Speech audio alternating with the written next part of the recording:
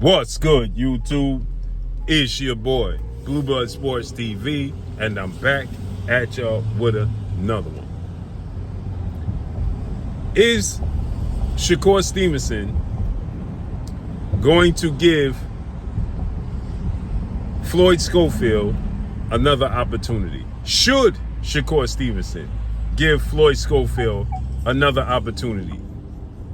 Here in the States, is it worth Shakur Stevenson's time to give Floyd Scofield another opportunity? After the debacle that took place in February, where Shakur Stevenson, 72 hours before the fight, was left scrambling to find a replacement opponent and had to end up fighting Josh Padley, where he got mocked all over social media for going 10 rounds or 8 rounds with Josh Padley and stopping Josh Padley. Is it worth Shakur Stevenson, after Floyd Scofield had a major victory this past weekend when he dominated former world champion Tevin Farmer, dropping him 3 times and stopping him in the first round? Shakur Stevenson got a big fight coming up, Williams Zepeda. They're going to fight July 12th, New York City and Queens.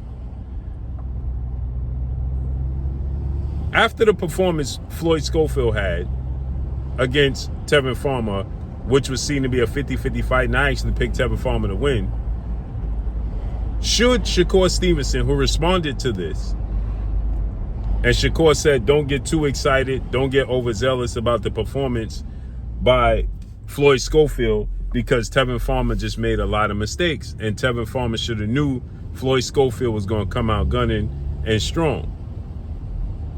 Caught Tevin Farmer with a right hook, and that was, from that first right hook he caught him with, that was good night Irene from there moving forward. So is it worth Shakur Stevenson, who's going into a big fight against Williams Zepeda? Williams Zepeda is 33 wins, no loss, no draw, 27 wins by way of knockout. It's a big fight that Shakur had been calling for quite some time.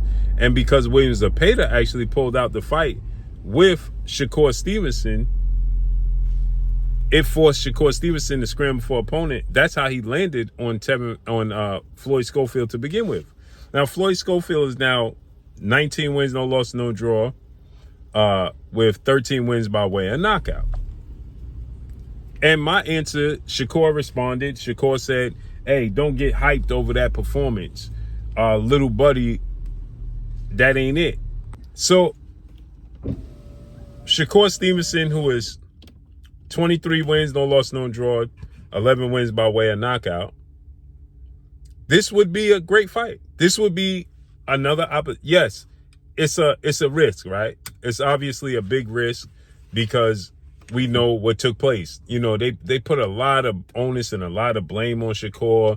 His dad did, saying that Shakur masseuse rubbed his son with cream, and they poisoned him, and they set him up, and Shakur had somebody steal his passports, and it was just a lot that went along with that. So I can fully understand if Shakur is like, hey, bro, I'm not being bothered with them.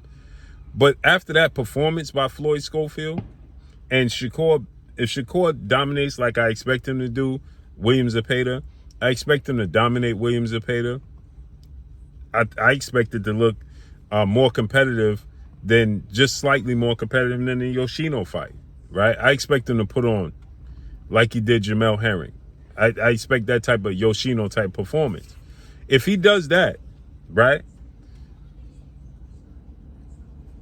to close out the year, fighting Floyd Scofield, and this is what you need to do if I'm Shakur. I take the fight. Close out the year. You fight in July, November, they're looking to do another card with Devin Haney. Riyadh season, I believe it is again. If you could get a card in October or something of that magnitude and put stipulations, just tell Turkey Al-Sheikh, hey, listen, if Floyd pulls out, you got to give me a bonus of $1 million, right? And, something of this magnitude. Golden Boy got to be penalized and give me an extra $1 million, right? If he pulls out, right? If he wastes our time and he pulls out the fight, got to give me an extra $1 million. And just put this in the contract. You got to give me an extra $1 million if he pulls out, and we got to work on getting me another top-notch opponent. Pay another opponent to be on standby. Another legit opponent, that might have a fight in and around this time, right? You pay that legit opponent, hey, bro, put him on standby, right? And that, hey, you got to spend the money, Golden Boy. You want your fighter did this. I know it might seem unrealistic. Take another fighter, like let's say Raymond Muratalla or somebody that magnitude. I'm just throwing out names. Fights and then they're available, right? At that point in time, right? Hey, rematch Edwin De Los Santos. Put Edwin De Los Santos. As a matter of fact, now that I think about it, put Edwin De Los Santos on standby. There it is. He's explosive. He's athletic, right? It's similar, athletic and similar build as Floyd Scofield. Put Edwin De Los Santos on standby. Pay Edwin De Los Santos $200,000, $300,000, or something like that. Hey, we're gonna put you on standby. And the Golden Boy got to pay Edwin De Los Santos $200,000 or $300,000 to be on standby, to stay in training camp, pay for his training camp just in case, and give Edwin De Los Santos a fight like Josh Padley. Right? If you want to, let him be in training camp. Give him a Josh Padley type fight. Give him $300,000, $400,000, and let him know if Floyd Scofield pulls out, you're gonna be the replacement opponent for Shakur. If he don't pull out, then you fight Josh Padley and you get paid. It gives Josh Padley a payday. It gives Edwin De Los Santos a fight. Edwin De Los Santos is now a free agent, right? People wanted to see Shakur rematch Edwin De Los Santos anyway. It makes sense.